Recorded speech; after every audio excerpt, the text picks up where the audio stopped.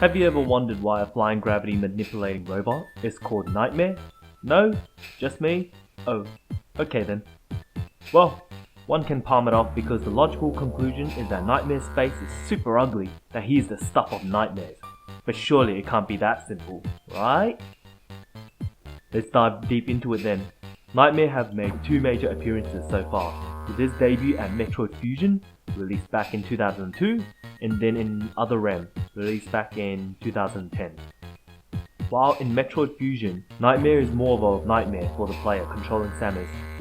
But in Other M, Nightmare is a symbolism for Samus' worst nightmare.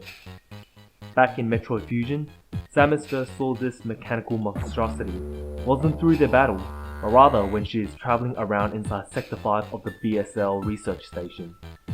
You won't be able to interact with it at any time, but all you can see was a giant shadow flying across the room, creating a foreboding fear for Samus and the player that the further you progress, the closer you are going to get to this thing. For once, you will not be dreading over when you will meet the SAX again, but rather, when are you going to encounter their nightmare? Much later on, we receive a transmission from Adam, who tells us Sector 5 is being destroyed, and the one who's responsible is very likely the military robot created by the Galactic Federation named Nightmare. Going into Sector 5 again, the place is now completely trashed. All the glass, broken, and some of the flooring and walls are completely destroyed. At this point, you're probably fearing the encounter with Nightmare, because if the last two bosses' sudden difficulty spike was any indication, then what's up ahead isn't going to be a slouch either. Once you arrive to the chamber before Nightmare appears, there is an energy tank tempting Samus, and you'd be inclined to take the easy route to pick up the item, but it was all a trap, because if you take the obvious route, you'll only end up falling through a pit hole, where you'll end up in a junkyard-like room before having to battle Nightmare. Metroid Fusion was known to be a hard game due to how hard the enemy hit, but Nightmare took it to a whole different level.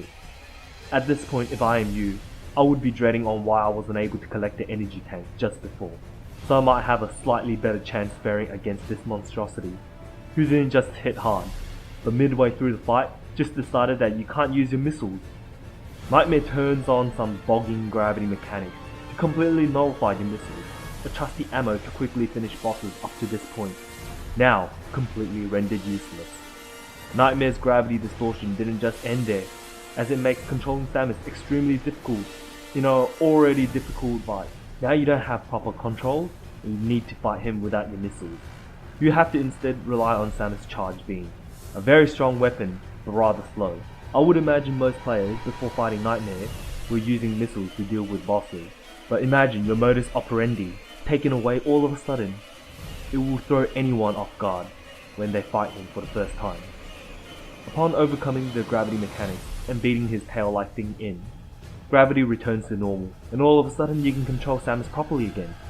You think the hard part is over, especially when the spider boss Yakuza and the plant bird boss Netori second phase was significantly easier compared to the first phase, but you'd be very foolish to think the same for Nightmare.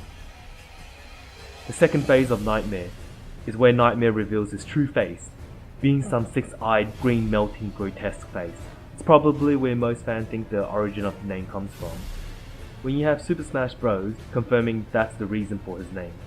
In Super Smash Bros. 4, his trophy says this about him: this biomechanical organism was created in secret by a group of scientists employed by the Galactic Federation.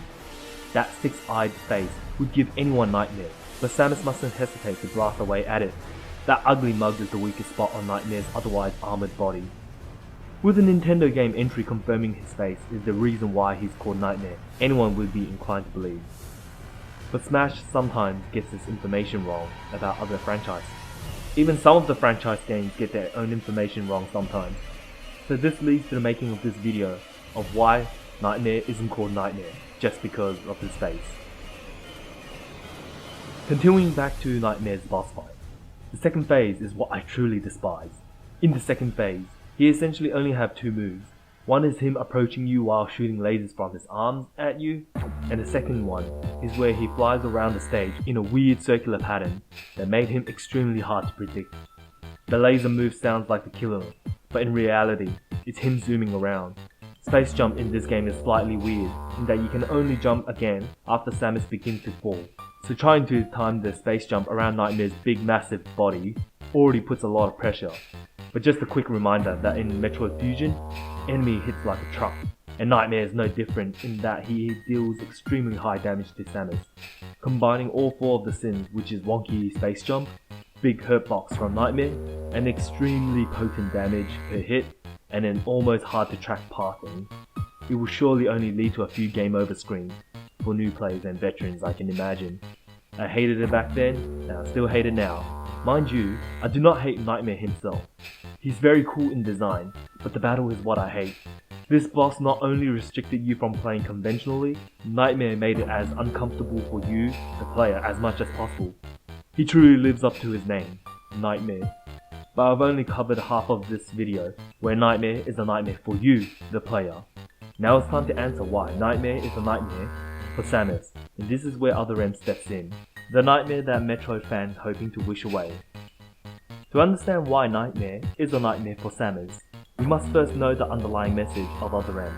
Other M is about motherhood. We have Madeline Bergman acting as a mother figure to Melissa Bergman. We have Melissa Bergman, who is a clone of Mother Brain, and her purpose is to create a mother-child bond with the cloned Metroids. Then we have Samus' mother and child relationship with the baby Metroid. Then we have the bottle ship. It is shaped as a baby's bottle. The game is also called Other M for a reason. Put the M in front of other, and you spell mother. So this game is about Samus trying to get over her grief regarding the baby Metroid's death. Samus saw herself as the mother to the baby, and the death of the baby pushes Samus to the edge, where she would make irrational decisions throughout the game, just to try to prove something. So with that little explanation, now we have established Samus is grieving over the baby throughout the game, but what does Nightmare have to do with any of this, you may ask? Well, for starters, he's the boss that guards Sector 0, where all the Metroid clones are kept at, but what's more important are Nightmare's cries. Just listen to it.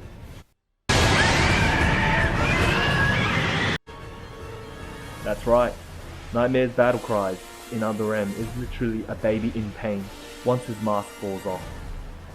In Metroid Fusion, Nightmare had a completely different sound that nowhere near resembled a baby's cry.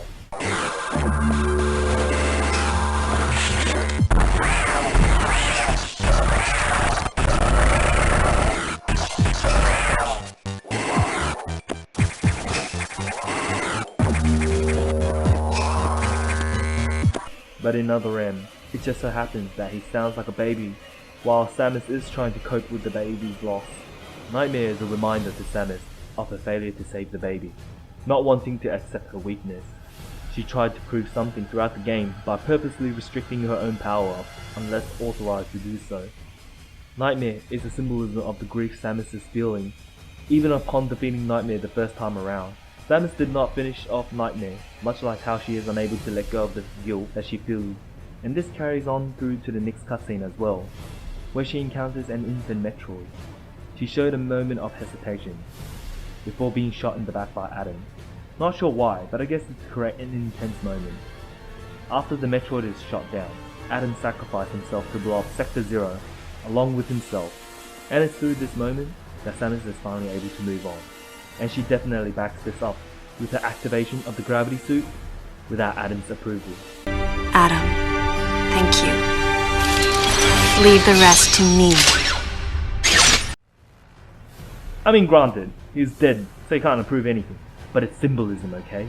A metaphor. Samus encounters Nightmare again, and this time Samus defeats him once and for all, letting the player know she finally gets past her trauma of losing the baby. She fought her inner Nightmare, and the boss Nightmare, and she won against both. The nightmare is finally over. Hey, if you like this theory, it would help if you slap a like and a subscribe. Seeing people appreciate my content really motivates me in creating more of these. Until next time, bye.